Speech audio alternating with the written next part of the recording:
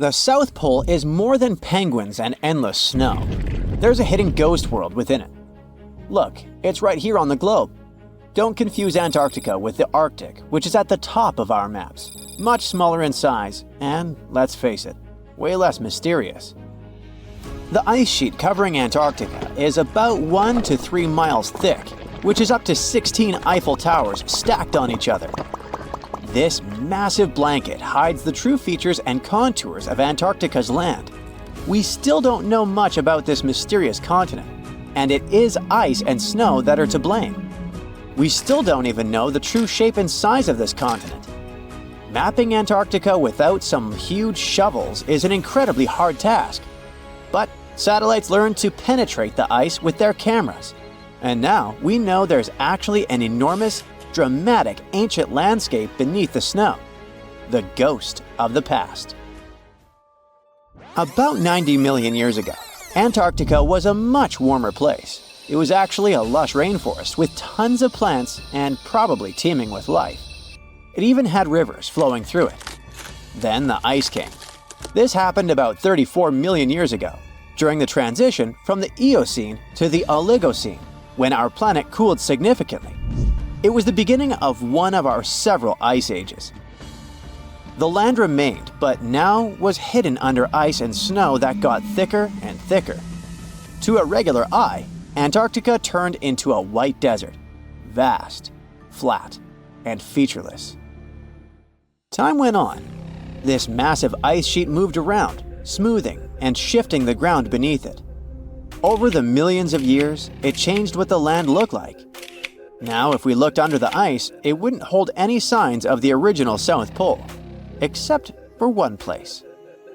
In areas where the ice is especially thick and doesn't move much, like in East Antarctica, it has actually worked the other way around.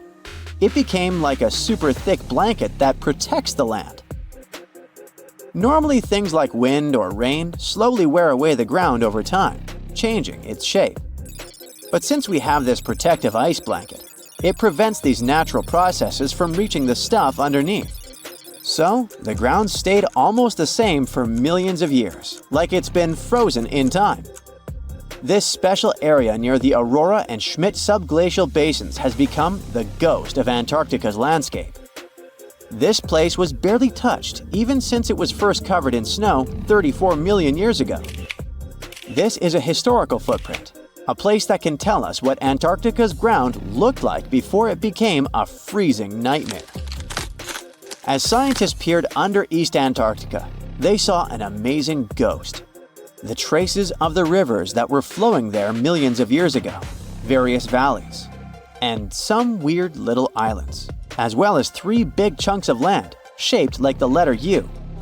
Hey, what's that all about? You see, the continents on our planet are moving constantly, sliding along the red-hot lava mantle like cereal on milk. Over history, they came together and broke apart several times. Hundreds of millions of years ago, several continents were a part of one enormous Gondwana. Antarctica was one of them. It used to be one huge landmass. But when Gondwana broke apart, the poor continent got stretched by tectonic forces. Parts of land were pulled away from each other. Whoosh! And they got torn apart. And that's how we got these big chunks or blocks of land under thick layers of ice. In any case, scientists now want to explore this ghost a bit more. But to study it deeply, they need to actually drill down through the ice, like using a straw to get to the bottom of a thick shake. This will help them pick up some rocks and dirt from way below to learn more about the Earth's history and climate. Antarctica is the 5th largest continent in the world, approximately bigger than the entirety of Europe or Australia, competing with the entire South America in size. Aside from East Antarctica, we discussed there are several more regions: Antarctica Peninsula, South Pole, West Antarctica, and the Ross Sea. The continent is basically a frozen sandbox, and all its hidden, mysterious landscape is actually less explored than Mars's terrain. We only know for sure that without ice, it wouldn't just be flat and empty, but an entire world full of big mountains, huge canyons, and even fiery volcanoes. Some of these volcanoes are so huge that they peak above the layers of snow.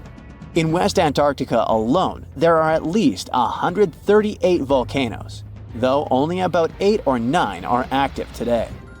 One of the craziest ones is Mount Erebus, the southernmost volcano and the tallest one on the continent, about 12,500 feet high. And deep beneath the ice sheet, this guy hosts incredible, beautiful subvolcanic caves. The temperatures there are warm enough for t-shirts. The Antarctic Peninsula, or Lesser Antarctica, looks like a bunch of mountainous islands deeply underground. It has newer volcanic rocks that are part of the Pacific Ring of Fire, which is like a giant circle of volcanoes and earthquake zones around the Pacific Ocean. The Greater Antarctica is a huge part, almost as big as Australia. It consists of East Antarctica and the South Pole. Beneath the ice, it's a place of rocks that have been around for a very, very long time, including the special zone we mentioned. You probably know that Antarctica is nearly devoid of humans. No wonder, with a mean temperature of about -46 degrees Fahrenheit. But even though this place is horrifyingly cold and deserted, life still clings on. You guessed it, in the underworld. In 2017, scientists found DNA traces of algae, moss, and even possibly unknown small animals in the deep caves. That means that even in such crazy conditions, there are still unique ecosystems thriving in little isolated warm pockets beneath the snow. There was another incredible find beneath Antarctica's Ross Ice Shelf, a lively ecosystem vibing within an underground river. Scientists have long suspected that Antarctica's underworld should have some freshwater lakes and rivers. One day, a satellite spotted a groove there. They decided to explore it and used a hot water drill to melt their way through the ice. As they reached the underworld, they dropped a camera into one of those hidden fresh rivers. And at first, they thought they'd find just some rocks or something. But instead, they stumbled upon hundreds of amphipods, tiny shrimp-like creatures. Little ones instantly swarmed around the lens. Shrimps blocked the camera and scientists couldn't check out what they wanted to. Pretty funny, but at least that means that there really is an important ecosystem deep within Antarctica. Now, they're gonna explore it. And all this is just the beginning of the mysterious underworld. Antarctica's snow also hides the deepest canyon on Earth under the Denman Glacier. Well, Mariana Trench is still the deepest point on Earth, but it's a part of the oceanic crust, geologically speaking. Also, in 1958, explorers found a huge mountain range under the ice, as big and tall as the famous Alps Mountains. The range stretched for about 745 miles with peaks as high as 1.7 miles. And all this magnificence is buried under tons of ice. Who knows what else we might find there? Antarctica holds about 60% of our entire planet's freshwater, which means it would be pretty bad if it melted. For example, there's this Doomsday Glacier, officially known as Thwaites Glacier. It's a huge ice formation, about the size of Florida, and it's melting right now. Every year, the sea levels rise by 4% because of it. If this guy melts away completely, the sea levels all around the world will increase by 2 feet, which might not sound like a lot, but it would be catastrophic for coastal areas.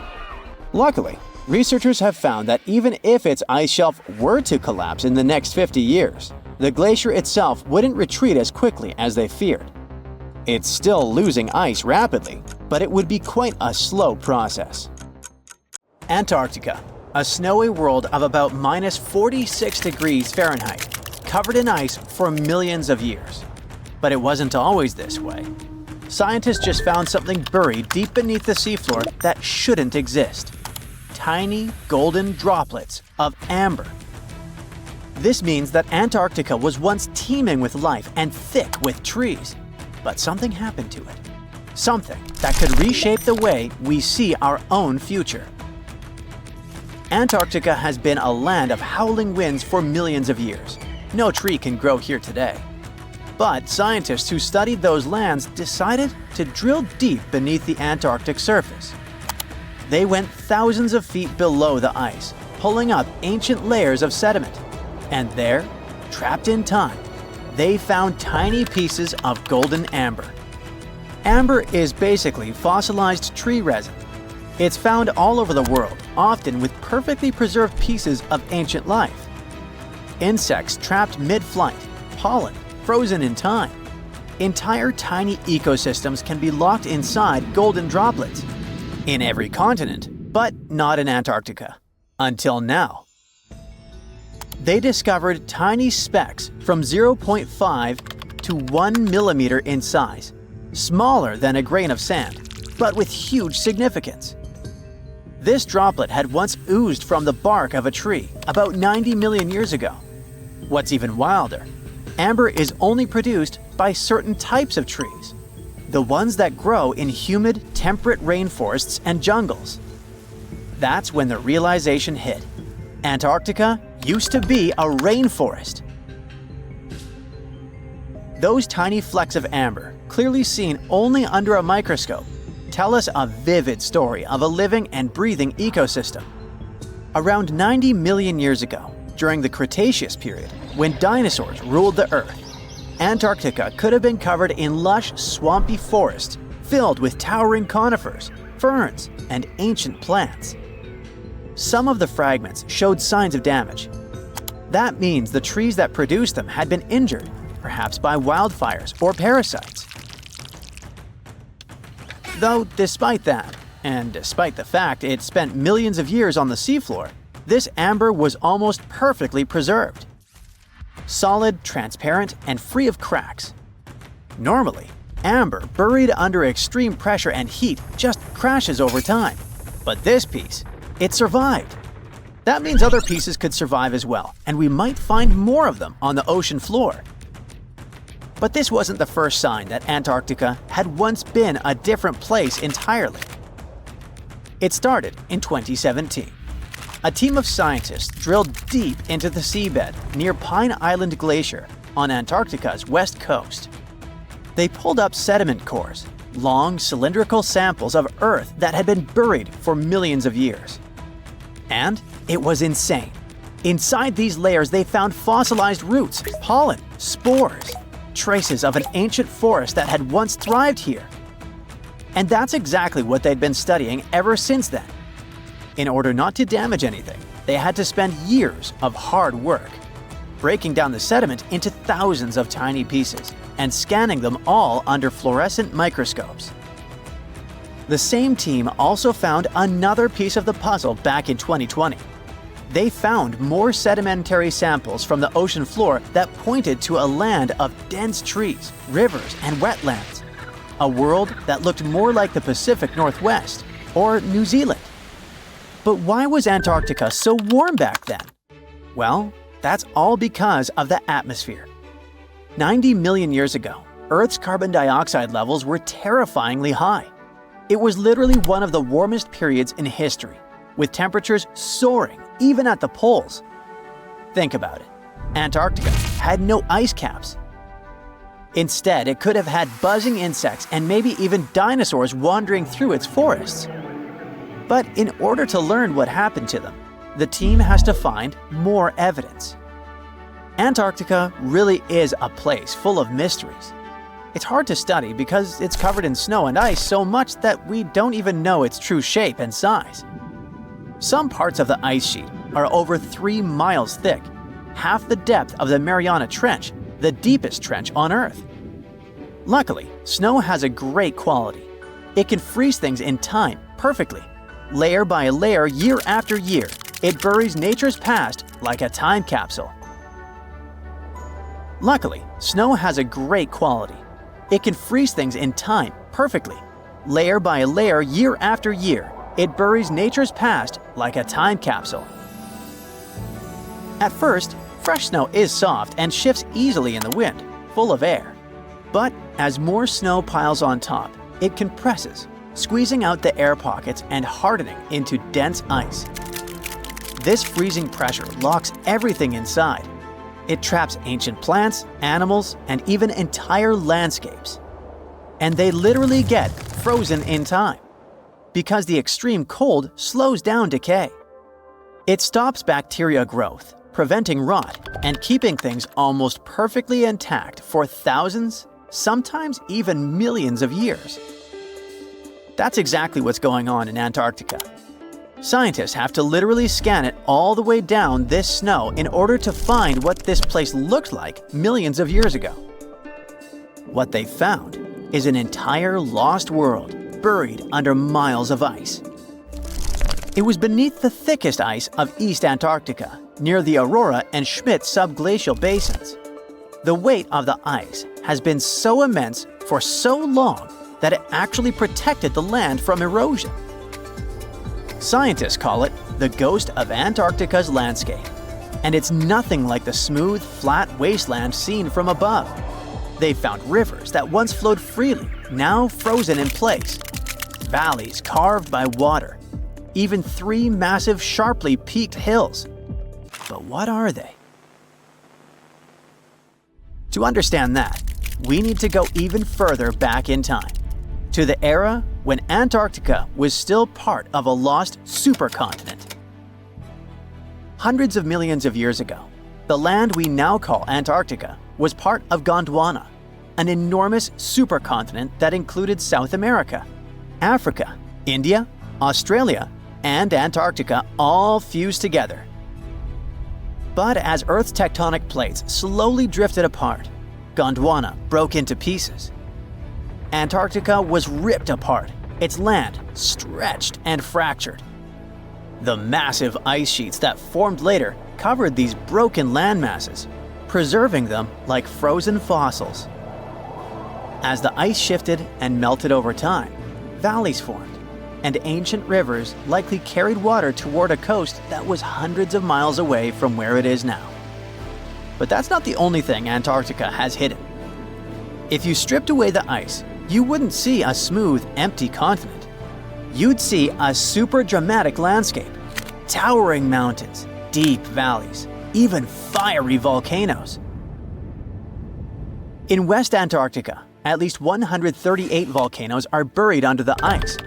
One of them, Mount Erebus, is still active. And inside, it has warm volcanic caves where you could walk in a t-shirt. Oh, and if it wasn't weird enough, Erebus is also spewing out gold. Yep, the actual tiny specks of gold from deep within the Earth. Scientists believe this happens because magma, the superheated semi-molten rock beneath the Earth's surface, carries liquid gold with it as it rises. Every single day, Erebus releases about 0.2 pounds of it. That's worth around $6,000 per day. In a year, that adds up to 64 pounds, or more than $2 million, floating into the sky. Unfortunately, before we grab shovels, we gotta remember that those are just microscopic particles. They're often smaller than 60 micrometers, thinner than a human hair. Not even mentioning that they're scattered around up to 620 miles away from the volcano itself. Finding them is nearly impossible. But that just shows that even in such a harsh place that looks just like a white desert, there are still many fascinating mysteries to discover. For example, somehow, life still clings there. In 2017, scientists drilled deep beneath the ice of the Ross Ice Shelf looking for water. But they found something fantastic instead. A river hidden beneath 1,640 feet of ice, running through the dark. And inside it, hundreds of tiny shrimp-like creatures. They swarmed around the camera, blocking the lens, welcoming the scientists. In deep caves beneath the ice, DNA evidence has also shown traces of moss, algae, and possibly even unknown tiny animals. So, turns out, even in one of the harshest places on Earth, life finds a way. And who knows what else we'll discover in the South Pole? Consider Lake Enigma. What a fitting name. It's already strange enough because it's not even supposed to exist. But now, we stumbled upon actual life deep beneath it. and this just might help NASA in their search for life in outer space. The lake lies deep in the icy heart of Antarctica, so it's not really a water pool like we're used to, more like a lake-like block of ice, or so we thought. Just recently, Italian scientists discovered a secret that had been buried for ages, an actual body of water, and in this water, life is thriving. Various microorganisms, and even some weird little hunters. Which is super weird, since Enigma sits in a remote and harsh corner of our planet, the northern Victoria Land in Antarctica. The entire South Pole is cold, but in this place, temperatures can plummet to a horrifying minus 41 degrees Fahrenheit, though on average it's around 7. Chilly. Like we said, this lake shouldn't even be there at all. Antarctica is technically the largest desert on Earth, even though it's covered in snow, because it's super dry. There are 0 rains, truly little snowfall, and the sun barely evaporates anything. And even if there is some water, the insane winds make sure to dry everything out super quickly. Putting on our thinking caps, this lake should lose an unimaginable 7 million cubic feet of water every year. Yet, the water remains. Why? No one knows. Scientists say there could be something deep underground that refills it constantly. They just have no idea what that might be. Maybe deep underground rivers, melting ice, or something else entirely. But hence the name, the Enigma Lake.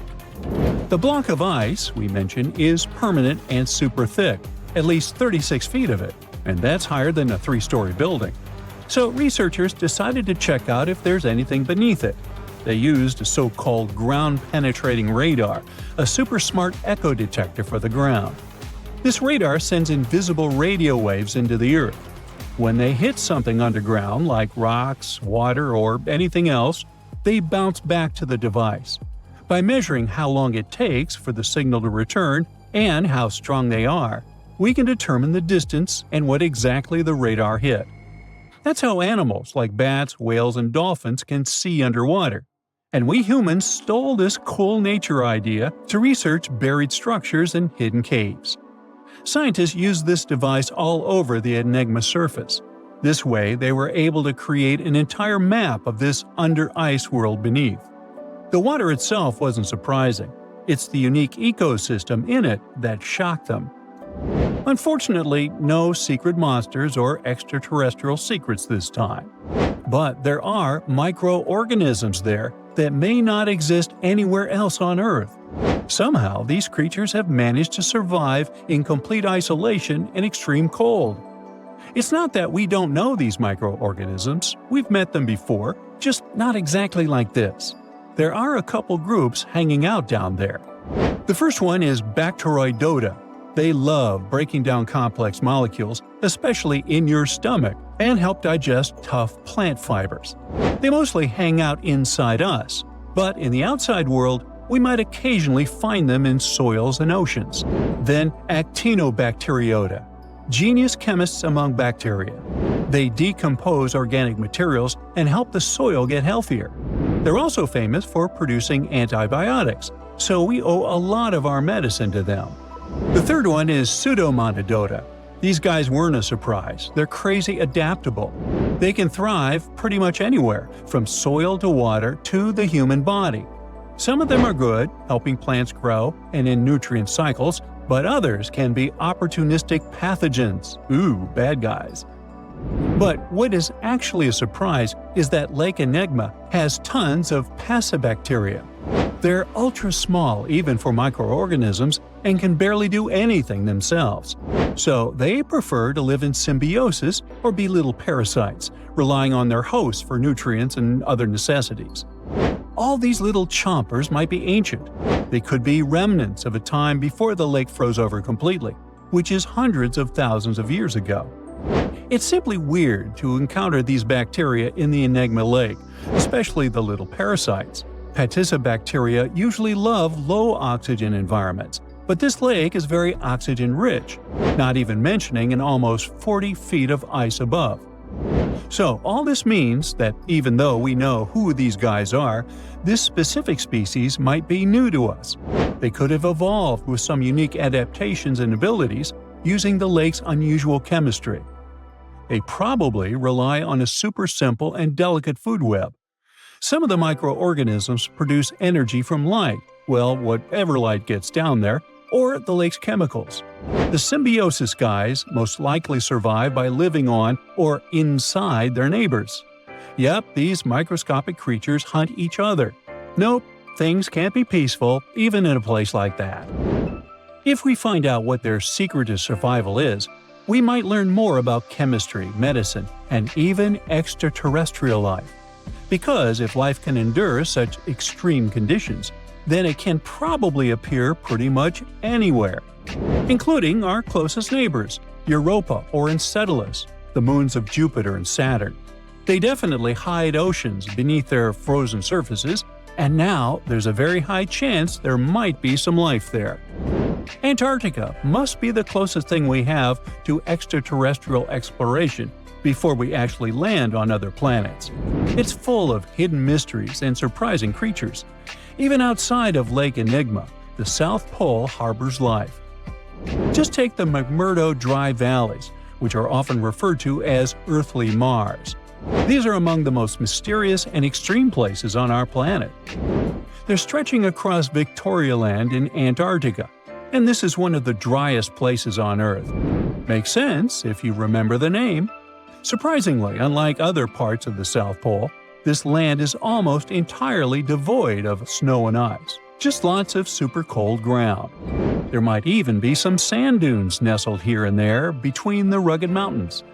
The ground is mostly covered in loose gravel, scattered with ancient rocks made of granite, and something interesting called gneiss, just spelled differently. It's the type of rock that's been through a lot, literally. It's usually born when granite and sedimentary rocks have to endure insane pressure or horrifying heat for a while, a process called metamorphism. These conditions are so intense that they literally rearrange the minerals into layers. That's why gneiss has such beautiful foliated looks. It's the planet's version of baking a layered cake. It's amazing because this place is almost exactly the way it was millions of years ago. These valleys are frozen in time, and they give us a little glimpse into Earth's distant past. And that includes life.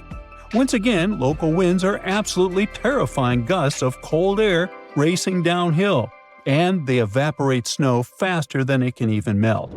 So, logically, you shouldn't find much water here, not even mentioning life. But somehow, you can still stumble across frozen lakes and saline ponds in the dry valleys. And local life stretches all reason and our understanding of biology. It exists inside the rocks themselves. Microorganisms are hidden in slightly moist cracks and crevices. Deep inside, there's endolithic bacteria. These guys are super chill. Instead of moving around like other microorganisms, they always stay put inside their little rocky homes. How do they survive? Through photosynthesis. Just like plants, they take teeny tiny parts of light that gets in crevices and acts like little solar panels, getting energy from the sun. Meanwhile, in another place, beneath the Taylor Glacier, there's bacteria that literally doesn't eat anything. Not comfort, not sunlight, not even oxygen. These guys rely on a diet of dusty rocks and sulfur to fuel their weird metabolisms. By breaking down sulfur and iron, they get energy to sustain themselves. This way, they easily survive in deep seas, at sub-freezing temperatures, completely cut off from sunlight, oxygen, and the world itself. This place is fascinating for both its life and the lack of it. In some parts of the valleys, like University Valley, yes, that's what it's called, the permafrost is so harsh that no microbes were found at all. This might be one of the only places on Earth where life appears to be completely absent, a quite scary idea. Anyway, now scientists are thinking about learning more about Lake Enigma and drilling this Mars-like environment, exactly for that reason, to see how we could get samples from Mars in the future. So, there's a mysterious doorway in the middle of Antarctica. Some people think it's Bigfoot's vacation home, or a shuttlecraft from Star Trek, or maybe a door to Agartha, a mythical kingdom some people believe is located in the center of the Earth. Well, the scientists debunked all these poetic theories and explained that what looks like a mysterious doorway is located in an area of fast sea ice. It's offshore of the coast and is full of little islands with shallow water around them. When ice flows around hard rocks hidden underneath, it can create patterns that look odd but are totally normal. In this spot, the ice is thin, so the rocks underneath have a big effect on how the ice moves. The cold winds in Antarctica also shape the ice and snow and make it look like they're lines and shapes. So, the mysterious doorway is just a rocky ridge poking out because the ice has melted a little. The top of the doorway is the tip of the rock, and the sides are snowy trails left by strong winds blowing in the same direction. It's essentially an iceberg that got stranded and is melting in one place. One YouTuber found another out-of-place mysterious object more than 150 miles off the shore of Antarctica, a 400-foot-long ice ship. The internet went wild with theories like that the ship must have ended up there right from the Bermuda Triangle. But there was no scientific proof that it was a ship and not just a large chunk of ice. And once some other internet users revisited the place, they noticed the ice melted in the summer and the hypothetical ship was gone. Another mysterious Google Maps find in Antarctica was a pyramid. And before you make up an exciting theory about how the ancient Egyptians built a secret base here, I have to tell you it turned out to be just a mountain. It's part of the tallest mountain range in Antarctica that stretches for almost 250 miles. It's not the first pyramid on this continent, as explorers from the British Antarctic expedition found another unusually shaped mountain and nicknamed it the Pyramid. But this one didn't even have a pyramid shape. Here's one Antarctic find that definitely won't disappoint you: a giant ice shelf that reminded scientists of the Grand Canyon. A special submarine robot named RAN covered over 600 miles under the thick ice and brought back some amazing footage of icy mountains, valleys, flat plateaus, and swirly patterns made entirely of ice. One of the strangest things RAN found was giant bowl-shaped holes, or scoops, in the ice. Sadly, scientists lost track of the robot. They think that curious Wendell seals may have accidentally bumped into RAN and caused it to get stuck. To save energy, RAN probably shut itself down, and the scientists couldn't find it again. But the team is hoping to build a new robot and continue exploring this icy canyon to see how the patterns under the ice might change over the years. Another huge Antarctic canyon was found thanks to bad weather. A team of sound experts had to pause their work at the Casey Research Station in a storm. Instead of waiting around, they decided to use the unexpected free time to map the seafloor near Adams Glacier. And that's how they found a canyon that is almost 7,000 feet deep, almost 30,000 feet wide, and stretches over 28 miles away from the glacier. During the mapping, they discovered just part of the canyon before they had to go back to the research station. But when bad weather came in again, the ship went back and mapped more of the canyon. They were working in waves up to 13 feet high and super powerful winds, but they managed to get about 15 hours of data to complete their map. On the way back to Australia, they stopped one last time, and now they've got a full picture of the canyon. Studying it is helping scientists learn more about the history of glaciers and the interaction between the Antarctic ice sheet and the ocean. Now, there's a frozen lake in Antarctica called Lake Enigma. For a long time, people thought the lake was completely frozen solid. But during one expedition, researchers found that under the thick ice, there was a layer of liquid water about 40 feet deep. To learn more, they drilled through the ice and sent down a camera to explore what was hiding in the lake's depths. The lake's water, which they think comes from the nearby Amorphous Glacier through a secret underground pathway, was filled with strange microbial life. These tiny microbes lived in mats that covered the lake bed. Some of the mats were thin and spiky, and others looked like crumpled carpets, or even small tree-like shapes that grew up to 16 inches. Many of the microbes could make their own food through photosynthesis, just like plants do, and it gave the lake a high amount of oxygen. One of the coolest discoveries was a type of microbe which usually lives in low-oxygen places. Lake Enigma might be similar to environments on icy moons like Europa or Enceladus, so it could mean that these moons also have hidden water under their ice and possibly microbial life too. One more mind-boggling discovery from Antarctica is tiny pieces of amber in mudstone, found here for the very first time. It took scientists years of studying incredibly well-preserved fossilized roots, pollen, and spores that they found back in 2017. Amber proves that resin-producing trees once grew in Antarctica, part of a lush rainforest that existed near the South Pole during the mid-Cretaceous period. Back then, disclaimer, I wasn't around then, the trees would have had to survive through months of darkness during the long Antarctic winters. Scientists believe they adapted by going dormant for a long time. The amber pieces the scientists found are tiny, but they are beautiful shades of yellow and orange with bumpy surfaces that show how the resin flowed out of the trees. This resin likely leaked out to protect the trees from insects. It was preserved because water quickly covered it and kept it safe from sunlight and air. A scientist was browsing through satellite images for brown trails of penguin waste and found 4 new colonies of emperor penguins at the base of the globe. These new colonies likely have been around for years, though 3 of them are rather small, with fewer than 1,000 breeding penguins each. One of the new colonies was found close to a place called the Lazarev Ice Shelf, where there used to be a larger penguin colony. They thought this colony went extinct in 2019, but it seems the penguins have just moved a bit because of changing sea ice conditions. So studying them can help us learn more about how emperor penguins adapt to changes in the environment. Now, there used to be a giant river system in Antarctica 40 million years ago. Researchers found proof of it after studying soft sediments and hard rocks from the frozen seabed. They looked at tiny bits of radioactive elements, like uranium and lead, and learned that the deeper dirt came from the time of dinosaurs. The dirt closer to the surface was younger and had an interesting pattern, like the kind you see in river deltas today, such as in the Mississippi River or Rio Grande. Scientists found tiny signs of life in the sand. The river that once flowed here started in the Trans-Antarctic Mountains and traveled 930 miles before it reached the sea. Researchers kept studying newer layers of dirt from about 20 million years ago. They hope this will help them predict what the Earth's weather patterns might be like in the future.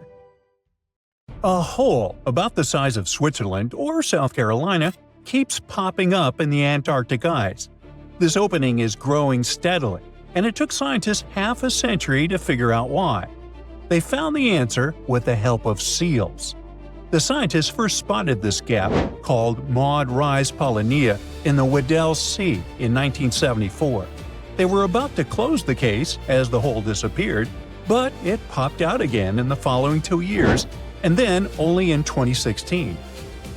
The giant hole is near Maud Rise, an underwater mountain. This type of hole is a polynia, a rare patch of open water surrounded by thick sea ice. In Antarctica, when winter hits, the ocean surface freezes, and sea ice spreads out to cover an area about twice as big as the continental United States.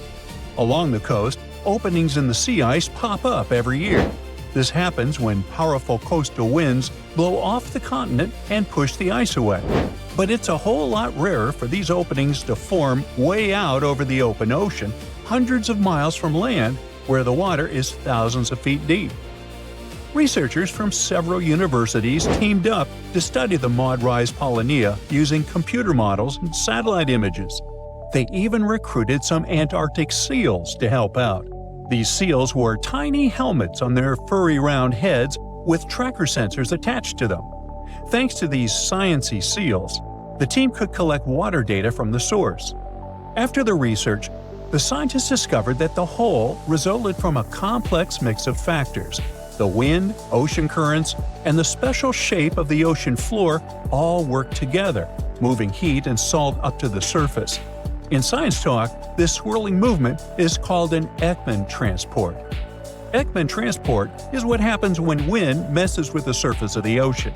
When the wind blows across the water, it creates friction that grabs onto the top layer and pulls it along. Thanks to the Coriolis effect, which comes from Earth's spinning, the moving water gets pushed at a 90-degree angle from the wind's direction. So, instead of the water going exactly where the wind is pushing it, it drifts off at an angle. Which way it turns depends on which half of the planet you're on. In the northern hemisphere, the water shifts clockwise from the wind direction, and in the southern hemisphere, it shifts counterclockwise.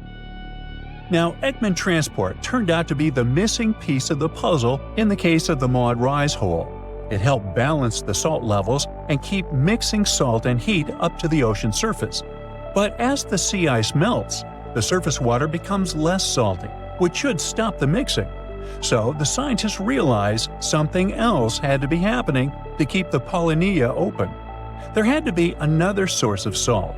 Salt lowers the freezing point of water. To find out where this extra salt was coming from, the team dug back into their data and ran more computer models on the ocean. They found that swirling currents formed as the Weddell Current flows around Maud Rise. These currents carry salt up to the top of the underwater mountain. From there, Ekman transport kicks in. As the top layer of water moves away with the wind, water from deeper down rises to take its place.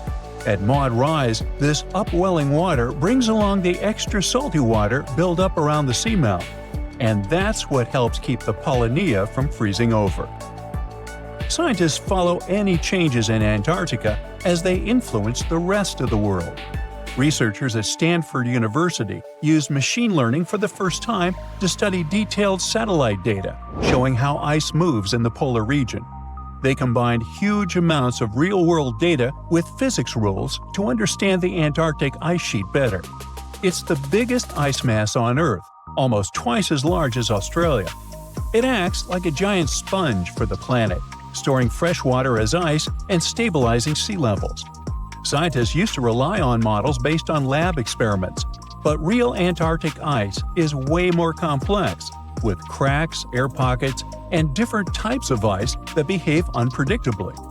Instead of trying to model every little detail, the team trained a machine learning model using data from 2007 to 2018. It looked at 5 major ice shelves and created new models showing the ice's resistance to flow. They found that near the land, the ice is compressed and behaves as in lab predictions. But farther out, the ice is stretched toward the ocean and acts differently depending on direction. Less than 5% of the ice shelf is compressed. The other 95% behaves in a way old models didn't fully explain. This research could seriously improve our predictions of how Antarctica might change in the future. Another recent piece of big scientific news from Antarctica changes the history of birds as we know it. For a long time, it was simple. Dinosaurs ruled the Earth until an asteroid hit 66 million years ago and wiped them all out, except for some avian dinosaurs, which eventually became birds like eagles and chickens. Now, scientists have found a headless fossil of a VYI on Vega Island in Antarctica. The fossil was 68 million years old, at least 2 million years older than the asteroid strike. Without a skull, it was unclear what modern birds VYI might be related to, and guesses included waterfowl and shorebirds. Nearly 20 years later, another expedition found a bird's skull in Antarctica. After careful study, scientists matched it to VYI and concluded it was an ancestor of modern water birds like loons and grebes. If it's all true, VYI is now the oldest known modern bird in fossil records. The skull had a long, pointed beak, a brain unlike any other Mesozoic bird, and signs of strong jaw muscles like mine, which were perfect for diving underwater and catching fish. The body fossil also had adaptations for underwater swimming, similar to modern diving birds. During the late Cretaceous period, Antarctica was a temperate rainforest, far from the Yucatan, so it could have become a safe haven during the asteroid disaster. So, early modern birds might have survived there. When a giant iceberg, about the size of Chicago, broke off from Antarctica's massive ice shelf. Scientists nearby did something no one had ever done before. They sailed straight over to check out the newly exposed seafloor. Studying the undersides of ice shelves is incredibly hard, but thanks to the iceberg A84, a 209 square mile patch of seafloor suddenly opened wide for exploration. The scientists deployed all their high-tech gear, including a remotely operated submersible and autonomous robots, to collect data about the seafloor and the properties of the water above it. Life exists almost everywhere in the ocean, from the bright, shallow waters to the pitch-black, volcanic deep sea. But the research team was really surprised to find such a diversity of life down there. They found a forest of sponges, giant sea spiders, ice fish, octopuses, huge corals, anemones, and even glowing deep-sea jellyfish. Normally, deep-sea creatures get their nutrients from organic matter falling from the ocean surface. But under a 500-foot thick sheet of ice that had been there for who knows how long, that wasn't possible. That meant the creatures had to be getting their nutrients in some completely different way. To figure out how long this hidden ecosystem had been around, the scientists studied the sea sponges. Sponges grow extremely slowly, only about an inch per year, but the ones they found were huge, so they must have been growing there for decades or even centuries. The team is hoping that the mountain of ocean and environmental data they collected during the expedition will help them understand how these ecosystems managed to thrive in those conditions and maybe reveal some completely new species that no one has ever seen before. Giant vase-like sponges, otherworldly jellyfish, segmented worms covered with bristles, and large octopuses are the newest Antarctica discovery. Scientists found them after a giant iceberg had broken away, and it turned out to be a treasury of ancient life under ice. In January 2025, a huge iceberg the size of Chicago, called A84, broke off from Antarctica's George VI ice shelf, which is a large ice shelf about 280 miles long, 12 to 43 miles wide, and around 820 feet thick. In the summer, which lasts from November to late February, the ice shelf melts at the surface, and meltwater ribbon lakes form. They're elongated and ribbon-like. That's how they got their name. Anyway, when the iceberg floated away, it left part of the ocean floor wide open, and it was a spot no one had ever seen before. Scientists on the research ship Falkor 2 were nearby in the Bellingshausen Sea. As soon as they heard about the iceberg, they immediately changed their plans. They understood that it was a super rare chance to check out something unknown and amazing, like lifting a rock in the forest to see what's hiding underneath. The researchers used an underwater robot named Sebastian and explored the deep sea for 8 days. They went as deep as over 4,200 feet. Down there, they found a hidden ecosystem. There were big corals and sponges literally packed with sea animals. A whole world under the ice. The researchers thought they'd find some life down there, but they didn't expect to see so much. And this underwater ancient life wasn't just surviving, it had been thriving in that harsh, icy place for a really long time. Anemones that looked like fluffy little trees, sea spiders, ice fish, octopuses. The research was live-streamed to scientists from all over the world, and those live streams are actually in open access. The coolest thing was that some discovered creatures seemed to be new species. Yes, there are probably new species in Antarctica in 2025, and some might only live in this region. That's because Antarctica isn't just really far away. It's been cut off from the rest of the world for millions of years. The Antarctic circumpolar current surrounds it, like a big water moat surrounding a castle. But even if it turns out that those species are not new, the scientists have still found snails, worms with bristles, crustaceans, like tiny crabs and shrimp, and a species of the phantom jellyfish. Those are super rare and look otherworldly. Their official name is too complicated, so let's just call them the giant phantom jelly. This jellyfish is huge. Its bell, the round umbrella part on top, can be more than 3 feet wide. It has 4 long arms that trail behind it. Each one as long as 33 feet, about as long as a school bus. Scientists first caught one way back in 1899, but it took them 60 years to realize it was a totally new kind of jellyfish. The phantom jellyfish has a see-through purplish body that looks kind of ghostly. Instead of normal jellyfish tentacles, it has these ribbon-like arms that help it catch food and pull it into its mouth right in the middle. Even though jellyfish don't have brains like we do, researchers watching the giant phantom jelly noticed something surprising.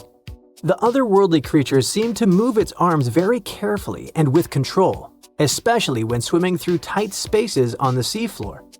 It looked like it was being very cautious and deliberate. Ugh, creepy. Another sentient being? Jellyfish have a simple nerve net instead of a brain, which helps them sense the world around them. But the way this phantom jelly moved made scientists think it might be smarter or more coordinated than other jellyfish. Studying it can help scientists learn how animals without brains still manage to explore and survive in tricky places underwater. Another cool find was little worms called bristleworms. Scientists call them polychaetes. But let's stick with bristleworms because it kinda sounds fun. Lots of different kinds of them live in super cold, deep parts of the ocean. Bristleworms have bodies made of many segments, and they have tiny little bristles all along their sides. These bristles help them move around, feel what's near them, and even protect themselves from danger. One cool example is the Antarctic scaleworm. It's a type of bristleworm that lives in really cold, deep waters and has shiny, golden bristles that make it look pretty fancy. During Antarctic deep-sea exploration, the team also found giant sponges shaped like vases. Usually, sponges grow very slowly. So to get that huge, they must have been growing there for a really long time, maybe even hundreds of years. Their size shows that the deep-sea animals living around them didn't just move in recently. Those sea creatures have been there for decades and managed to form thriving communities under the ice. So, it really was ancient life hiding under all that ice. And that surprised scientists a lot. In older studies, people used to drop cameras through holes in the ice or visit iceberg areas long after the ice had broken off to explore hidden ecosystems. Back then, they mostly saw bare, empty seafloor with just a few living things. But this time, the team arrived just weeks after the giant iceberg broke away, and they got to see what was hiding right underneath it. The first 9 miles behind the ice shelf can hide rich and busy ecosystems. The area is dark, cold, and hidden for ages, and still, all kinds of creatures live there. This shows that life can survive in places that seem too harsh or frozen for anything to live. On the other hand, finding all this life down there isn't super surprising. Lots of animals live in dark, cold places underwater, so it makes sense that they'd be under the ice shelf too. The ice kind of hides them and keeps them safe from anything going on above. But what's weird is how many different kinds of creatures live there, even though it used to be a really closed-off space. It actually looks a lot like the seabed in parts of Antarctica that don't have ice on top. How can that be? Usually, tiny plants called phytoplankton grow near the surface where sunlight hits. Little shrimp-like animals called krill eat those plants at night. When krill get full, they sink down and bring food and nutrients to the ocean floor. Even their waste helps feed the deep-sea creatures. But if there's a huge ice cap above, sunlight can't get through, so no plants can grow there and no krill bring food down that way.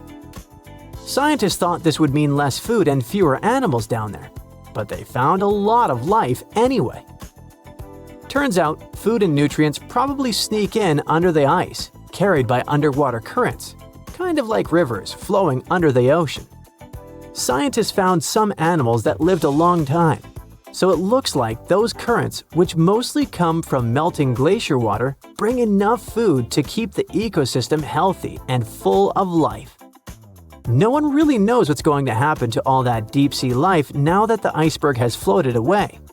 Those creatures have lived under the thick ice for who knows how long, in super stable, pitch-black conditions. Obviously, they're not exactly fans of change, so losing that icy roof might totally mess with their whole setup. One of the scientists mentioned that the ice shelf the iceberg came from has been creeping backward, like 25 miles over the last 50 years. That's a part of a bigger pattern. Antarctica's ice is melting faster and faster, which pushes sea levels up around the world. That's why this Antarctica discovery matters. The team's trying to figure out not just what's happening now, but how this hidden ecosystem fits into the bigger picture. If we can understand how this place is changing over decades or even centuries, maybe we can predict what's coming next. And it's pretty amazing that breaking ice can tell us so much, right? So what comes to your mind when you hear the word Antarctica? Most likely, cold, snow, ice, and penguins. Yet, this is one of the least explored regions in the world that hides many strange and unique things. Check them out. You don't have to go to Antarctica to see this weird thing. All you need to do is open Google Earth and move to one of the southernmost islands of Antarctica, King George Island. Recently, internet users have noticed a large and pretty strange cave entrance there. Where does this wide, dark passage lead? People started making suggestions. It's the entrance to a secret base or some laboratory. This is the part of the spaceship that crashed there thousands of years ago. This is the door to the ancient city of Antarctica. Perhaps there's a giant rock mountain with an ancient cave beneath all this snow and ice. Well, there's some ideas. Users have calculated the approximate dimensions of this cave. It might be about 74 feet high and 250 feet wide. You could hide a Boeing passenger jet in there. Nature probably created this entrance. This is a logical explanation, but there are two strange factors. First, take a look at the foot of the mountain. It seems that there are steps there. They're dark in color, as if they're made of stone. And if you look closely, you can notice something similar to human footprints. Has anyone entered this cave? Or maybe someone is still living there now. The second oddity is the disappearance of the mysterious finding. For the first time, people noticed it in a Google Maps snap in 2007. Then the entrance disappeared. Then it reappeared a few years later. After that, it vanished. And in 2022, people saw it again. Perhaps old snow melts, a new layer falls, and then the wind blows it away and the cycle repeats. But the alleged steps leading deep into the cave make one doubt the natural origin of this tunnel. You can easily find the coordinates on the internet and visit the cave via Google Earth. You might see something there and tell the world. There's another strange thing people discovered with the help of Google Earth. In 2020, one user found a strange object that looked like a giant ship 100 miles off the coast of Antarctica. It was covered with ice and snow and lying on its side. It looked like a cruise ship. You could notice the windows, the deck, and the bridge. But not all people agreed with this. Some claimed it was a spaceship. Others said it was some kind of secret building.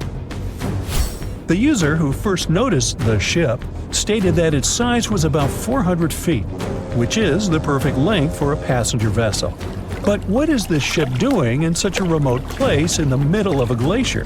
How did it get here? Who was its captain? No one has found the answers to these questions yet.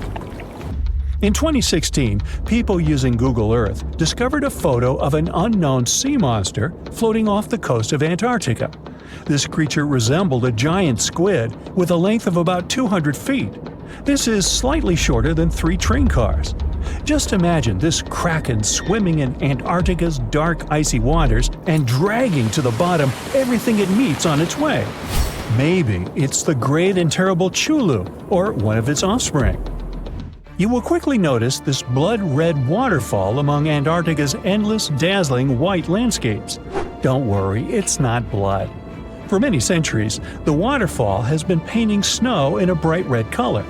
The stream flows straight out of a white iceberg. Let's look inside and find out what's happening there. Millions of years ago, there was a small crystal-clear pond, but then a glacier formed around it. A thick layer of ice and snow blocked sunlight, heat, and oxygen access. For millennia, the reservoir remained in this cold vacuum. But at one point, the water made a hole in the icy wall and broke out. When this salty water comes into contact with oxygen, it immediately turns scarlet or rusty. Antarctica is the only place where you can find such a unique natural phenomenon. One of the driest places on Earth is located in Antarctica. It's one of the most lifeless deserts in the world, the McMurdo Dry Valleys. In this desert, you won't see the scorching sun, hot sand, and cacti. A desert means a place with a lack of precipitation and life. The McMurdo Dry Valleys meet these parameters. But this place is also unique for Antarctica, since you won't find glaciers there. Despite the frost, ice can't form in the desert because it hasn't rained for millions of years there. It also never snows. A strong wind coming from the mountains reaches speeds up to 200 miles per hour. It would be difficult for you to stay on your feet there. The wind is filled with moisture. It heats up and evaporates all the liquid and snow in the desert because of its high speed. Only dry air reaches the ground. But you can find several lakes there. They don't freeze, only thanks to the high concentration of salt. The water is so salty that large life forms can't develop there. But scientists have found microscopic organisms near the lakes. 20 million years ago, Antarctica was filled with swamps and trees and swarming with insects and animals. But now, it resembles the surface of Mars, literally. Scientists and astronauts are exploring such regions as the McMurdo Dry Valleys, since the natural conditions there are similar to those on the Red Planet. So, before you go to Mars, you can practice living in similar places on Earth. Also, scientists discovered an underwater world in the Antarctic filled with hundreds of amphipods, crustacean animals similar to shrimp. Wait a minute, it happened in the Antarctic? But the McMurdo Dry Valleys are located in Antarctica. Well, the words are very similar, but what is the difference? Oh, and don't forget the Arctic. The Antarctic is the region in the southernmost part of Earth that houses the continent of Antarctica, and the Arctic is another land altogether. They have the same natural conditions, frost, ice, and snow, but they're located in different parts of the planet. The Arctic is at the North Pole, Antarctica is at the South Pole. Now, back to the discovery. Scientists put forward theories that the ice of the Antarctic hides a vast network of freshwater rivers and lakes. And in 2022, they found a new ecosystem. Researchers explored the Antarctic Ross Ice Shelf and its underwater rivers. This is a massive piece of ice floating in the ocean. A team from New Zealand used a special drilling rig equipped with a hot water supply to drill a hole 1,640 feet deep. That's more than the height of the Empire State Building. Then, they lowered some video cameras and saw thousands of crustaceans swimming in different directions. So it seems they're very unorganized. In the waters of the Antarctic, you can also meet some of the scariest creatures on the planet. These are sea spiders. They got this name because they resemble land spiders, but they're actually a species of marine arthropods. And unlike land spiders, those in the ocean are much larger. They look like 8 strong legs without a body. One such spider can be a dinner plate in width. Some of them have no eyes and have proboscises instead of jaws. Sea spiders are poorly studied because they live in deep, cold waters. Antarctica hides many little-known animals. There are long tunnels in its glaciers leading to scary darkness. On this cold continent, people have found the remains of giant dinosaurs and other ancient creatures, such as the ancestors of modern ducks. Many underground rivers and lakes hide unexplored wildlife. Even the ice here can be weird. Take a look at these striped icebergs. They have blue, black, green, and turquoise shapes. The color depends on the conditions of the water during freezing. For example, green lines appear because of algae. Blue ones form when the water freezes too quickly. Okay, I'm freezing. Time to go thaw somewhere warmer. Hawaii. Yeah.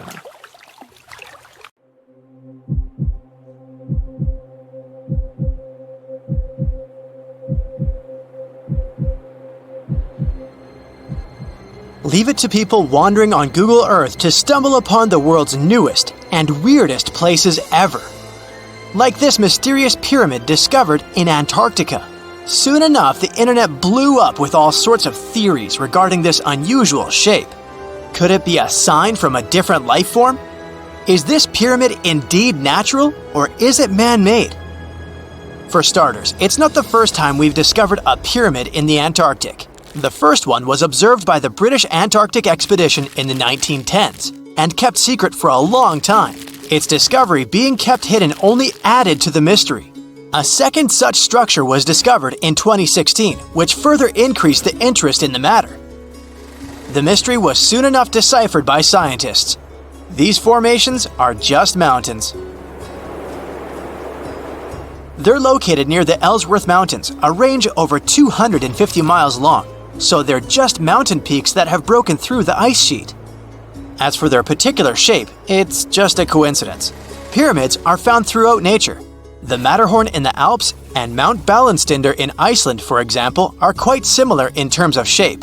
As for the official name of these peaks, they're called nunataks, or peaks of rock peeking through a glacier or an ice sheet. Antarctica has way more incredible features, like the fact that it's home of 60 to 90% of the world's fresh water. That's because its ice sheet is the biggest on our planet, stretching across 5.4 million square miles. I'll spare you the calculations, but that leaves only 1% of the continent ice-free. Antarctica's ice reaches 2.7 miles thick at its deepest point, meaning half the height of Mount Everest. Should it ever melt completely, our sea levels would rise to roughly 200 feet. It wasn't always this cold, though. At some point in our planet's history, Antarctica had some average temperatures as the city of Melbourne has today. It took a lot of research, but scientists figured out that Antarctica's temperatures could have reached up to 62.6 degrees Fahrenheit. Sure, that was 40 to 50 million years ago, but if you think about it, it was at the same time when dinosaurs roamed our Earth. Time is also different on this icy continent. All the lines of longitude that help us calculate different time zones merge into a single point at the South Pole. Here, there are 6 months of daylight in the summer, followed by 6 months of complete darkness during the colder season. So, scientists working here stay, on average, in the same time zone they've come from.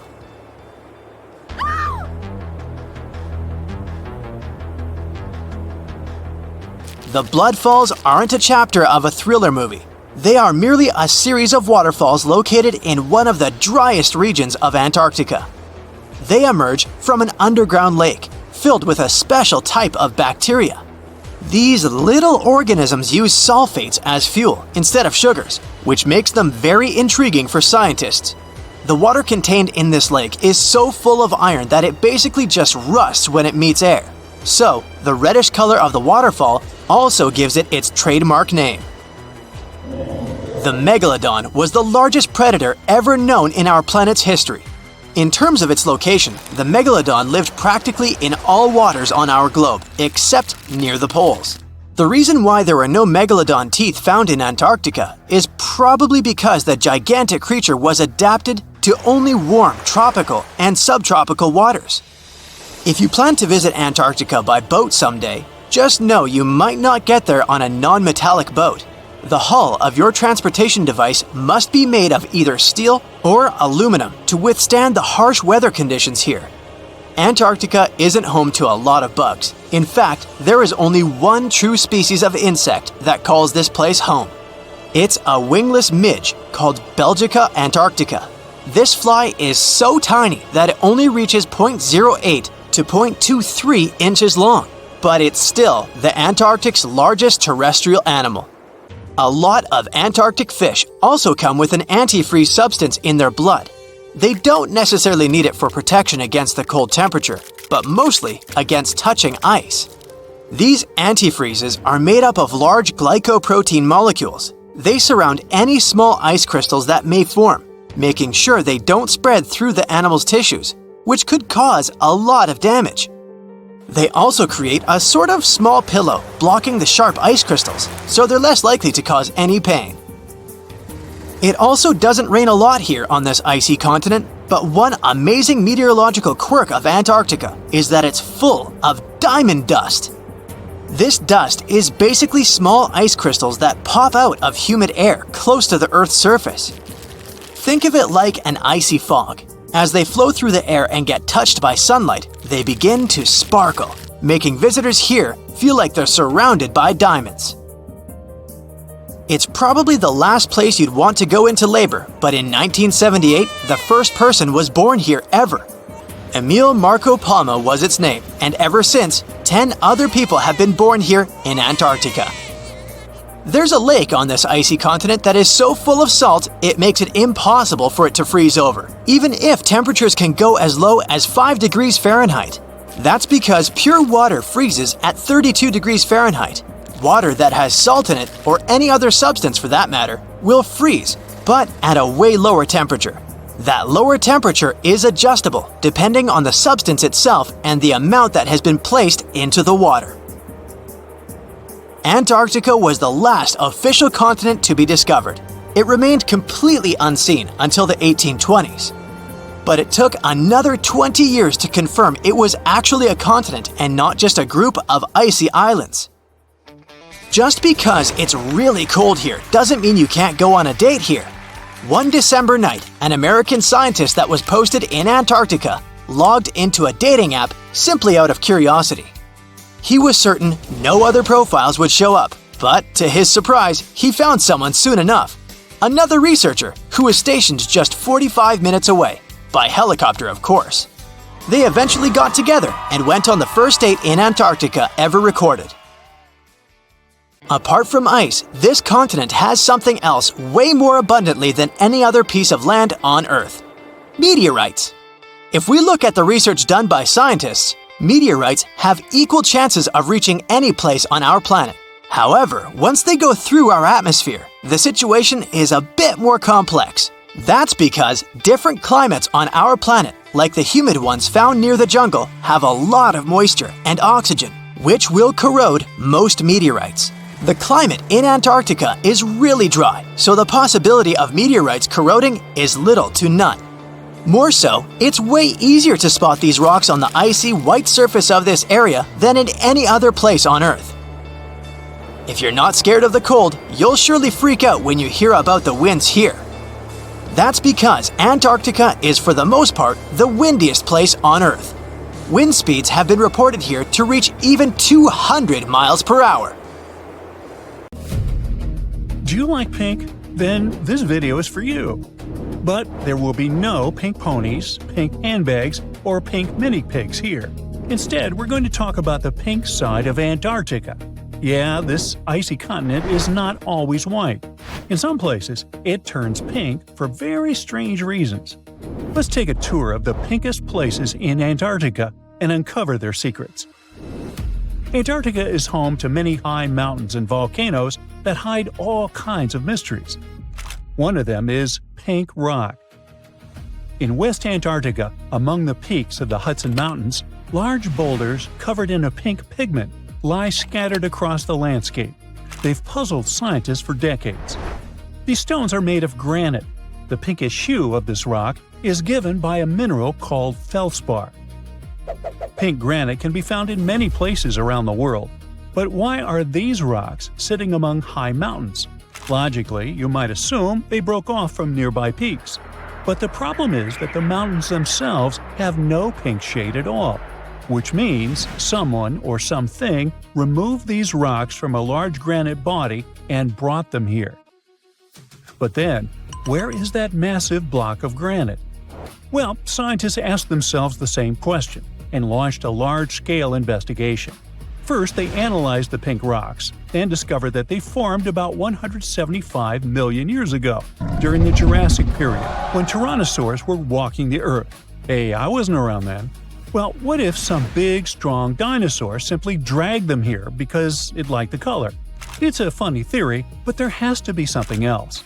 Scientists decided to fly over the Hudson Mountains in a research aircraft equipped with unique geological sensors. Using special instruments and aerial surveys, they carried out precise gravity measurements and detected a geological signal beneath the Pine Island Glacier. The signal came from a massive granite body roughly half the size of Wales.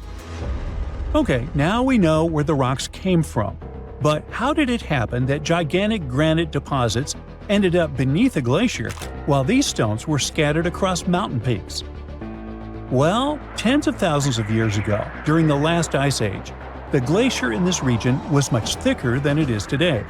Millions of tons of solid ice pressed down on the granite below. The pressure was so intense that large chunks broke off from the massive pink rock and were pushed high into the mountains. But wait a minute, how is that even possible? A giant glacier presses down on a giant block of granite and somehow squeezes rocks out into mountain peaks? Well, first of all, a glacier is frozen water. In some places, it can melt and seep into cracks in the rock. When it freezes again, it expands and splits the rock apart. Second, glaciers move very slowly over tens and hundreds of thousands of years. A glacier grinds across the granite with its enormous weight, breaking it apart and pushing the smaller fragments along. And those small pink pieces are exactly what scientists found. It's like sandpaper moving across the surface of a wooden beam and scattering shavings in different directions. But why does this matter? Scientists can now better understand how glaciers move and change, and how they interact with the rock beneath them. Most importantly, they can see how Antarctica is changing as global temperatures rise. This helps us predict future climate changes on our planet. Now, let's come down from the high mountains and walk across the crunching snow. The white surface reflects sunlight and blinds you. You search for a darker spot to give your eyes a break, and suddenly you notice a large pink patch. It looks as if someone ate a watermelon here and spilled all the juice onto the snow. This phenomenon is called watermelon snow, but it has nothing to do with the fruit. The unique color is caused by a special type of algae called this. Hey, you try to pronounce this. Right now, these algae appear pink or red because they are in a dormant state. During their reproductive stage, they turn green. When you walk through a park and see yellow and brown leaves, you know it's autumn and the trees are preparing for winter. In Antarctica, instead of yellow leaves, there are pink algae. They turn red as they prepare for the long cold winter, and turn green again as the seasons change. But why do they do this? Well, the change in color helps them survive. White snow reflects sunlight and heat, but pink or green shades reduce reflectivity. The surface absorbs more heat, causing the snow to melt, and the more snow melts, the more water the algae receive. But are water and sunlight really enough for algae to live? Well, of course not. They also need nutrients. But how do they get them?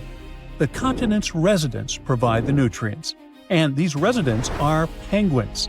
These adorable animals go to the bathroom, and their droppings fertilize the snow. Even a tiny amount of dust from penguin poo is enough to supply the algae with the nutrients they need. Now, scientists believe that in the future, pink snow will become much more widespread across Antarctica as temperatures continue to rise. So, if you ever find yourself on this continent with friends and spot pink snow, you can show off your knowledge and explain the science behind it. However, if someone feels tempted to taste the watermelon snow, don't let them. The snow may look like fruit sorbet, but the algae in it are toxic. And don't forget, it also contains particles of penguin doo-doo. So, pink rocks have a pale shade. Watermelon snow has a brighter pink. The colors are getting more intense. And our next phenomenon is hard even to call pink. It has a dark red tone and looks a little eerie. Just look at this. Red water pours out of a glacier, staining everything around it with an ominous color. It's been flowing here for hundreds and possibly even thousands of years. When researchers first noticed this waterfall in the early 20th century, they were shocked. For a long time, no one understood the nature of this phenomenon. People speculated why red water was flowing out of the glacier and what gave it that color. Was it even water? The imagination runs wild. But relax, it really is water. And it isn't actually red. It's transparent, just like the water that flows from our taps. It simply contains something special that changes color upon contact with oxygen and sunlight.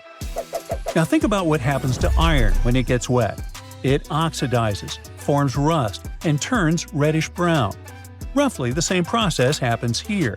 The water inside the glacier contains a huge amount of iron. When it flows out and comes into contact with oxygen, it oxidizes and takes on this eerie color. This explanation seemed perfect, and scientists were confident in it until they discovered something more. They studied samples of the water and found iron-rich nanospheres. Now, nanospheres are tiny particles, about 100 times smaller than a human red blood cell. In addition to iron, the nanospheres from the waterfall also contain calcium, silicon, aluminum, and sodium. When these nanospheres come into contact with oxygen, they turn red. But where do these nanospheres come from? And why don't we find anything like this in the bottled water we drink?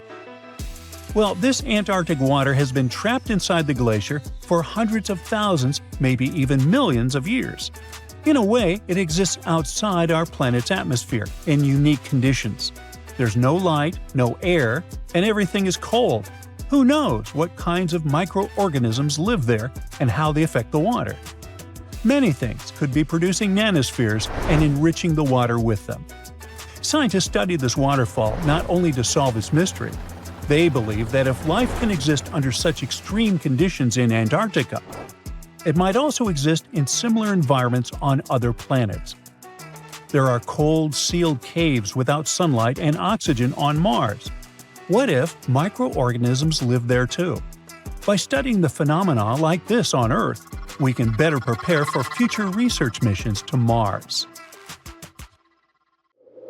A vast expanse of white snow, freezing winds, lifeless landscapes, and weird, eerie signals seemingly coming from within Earth. These radio pulses occur in Antarctica, and no one can figure out what they are and where they're coming from. You see, scientists are running an experiment called ANITA, short for Antarctica Impulsive Transient Antenna. Basically, it's a bunch of detectors strapped to giant balloons and floating way up above the South Pole. Their job is to detect extremely high-energy neutrinos. How do they spot them? Right at the moment when neutrinos come into contact with ice and produce an intense, short burst of radio waves. Now, neutrinos are these tiny, almost massless particles that don't have an electric charge. They're everywhere, and billions of them are flying through you every second, even while you're watching this video. Neutrinos come from all over the place, from the sun, exploding stars, deep space, even from under your feet. The sun pumps them out non-stop as it fuses hydrogen into helium. Stars that are going off blast out huge bursts of neutrinos during supernova explosions. When high-energy cosmic rays hit our atmosphere, they make new neutrinos that rain down on us too. And some even come from radioactive stuff decaying inside Earth. The oldest neutrinos have been flying through the universe since the Big Bang, but they're practically invisible because they almost never react with anything. That's why scientists use unbelievable experiments like ANITA to try and catch even a few of them. But let's get back to that fateful day when everything changed. Normally, the radio signals produced by neutrinos bounce off the ice and fly upward. That's where ANITA can catch them. This is the whole point of the experiment, to study neutrinos and learn more about distant cosmic events, like supernovas or whatever's happening light years away. But then something really weird happened. The detectors picked up radio waves that weren't bouncing off the ice at all. They looked like they were coming from below the horizon, from under the ice. Now, this shouldn't even be possible. According to everything we know about physics, signals can't just travel upward through solid rock and ice. One of the researchers, Stephanie Wiesel from Penn State, also said that those radio waves were coming in at super steep angles, like 30 degrees below the surface. The only way that could happen is if the signal had passed through thousands of miles of solid rock before hitting the detector. But if that were true, the rock would have completely absorbed it. So something just didn't add up. The team ran all the numbers and still got no clear answer. But for them, it was an interesting problem, since they didn't actually know what those anomalies were. What they did know was that they were probably not neutrinos. That's because if the team does detect a neutrino, that means it's traveled an insane distance without bumping into anything, possibly all the way from the edge of the observable universe. So, whatever Anita has picked up, it's not behaving like anything scientists have seen before. It might mean there's some totally new type of particle out there, or maybe something else is going on that we just don't understand yet. They publish the findings in physical review letters, but the mystery remains unsolved. No one really knows what's going on under that Antarctic ice, just that something out there isn't playing by the rules. Now, if scientists actually manage to detect and trace where those crazy fast particles come from, they can learn tons of stuff about the universe. Way more than even the biggest, most expensive telescopes allow us to see. You see, neutrinos basically zip through space almost at the speed of light, barely bumping into anything. It means they can carry untouched data about events that happened millions or even billions of light years away. That's why Whistle and a bunch of other researchers around the world have been building these insanely sensitive detectors to catch neutrino signals. Even the tiniest ones are super important, because in this field, one tiny blip of data can hold a treasure chest of information. So, researchers have been designing setups in both Antarctica and South America to catch these rare particles.